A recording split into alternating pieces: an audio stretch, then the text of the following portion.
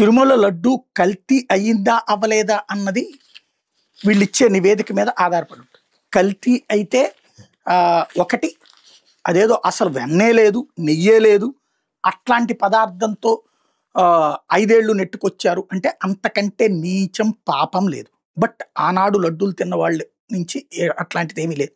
కాబట్టి మొత్తం కలిపారా, 5 ఏళ్ళు లేకుండా చేశారా, లేకపోతే మధ్యలో ఏమన్నా చేశారా, ఇవన్నీ తేలాల్సి ఉంది. బట్ దాంట్లో రాజకీయమే మిక్స్ అవడం వల్ల ఏది నిజం ఏది అబద్ధం అన్నటువంటిది భగవంతుడే తేల్చాలి. ఎందుకంటే గుడి విషయం రాజకీయంలోకి లాగబడింది కాబట్టి.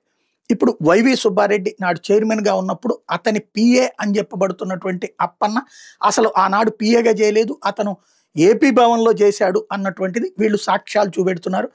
అప్పన్న అంతకు అదేది మన వేమిరెడ్డి వాళ్ళకి సంబంధించినటువంటి సంస్థ నుంచి నెలకు 30,000 జీతంతో మొన్న 25 దాకా కూడా పనిచేశాడు అన్నటువంటిది లెక్క చెప్తున్నారు.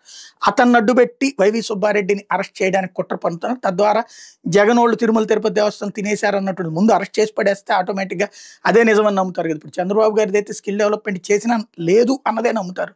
అలాగే జగన్ది మీద అక్రమాస్తులు చేశాడని నమ్ముతారు వాళ్ళకి సంబంధించినట్టు. అట్లాగే తటస్థుల్ని కన్విన్స్ చేయడంలో మీడియా కూడా తోడుంటుంది కాబట్టి ఆ టైప్లో చేస్తారన్నది నమ్ముతున్నారు వీళ్ళు.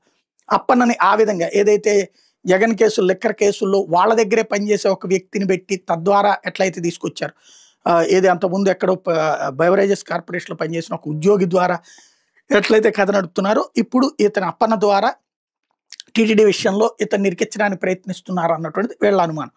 ఇప్పుడు వైవి సుబ్బారెడ్డిని విచారణకు పిలిచారు. వైవి సుబ్బారెడ్డి వర్గం చెప్పేది ఏంటంటే అప్పన్న అసలు ఆయన పిఏనే కాదు, అసలు టీటీడీకి అతను పనే చేయలేదు అన్నటువంటిది. మరి బోలేబాబా డబ్బులు అతనికి ఎందుకు వచ్చినాయి అన్నటువంటిదే ఇప్పుడు అసలు హిస్టరీ.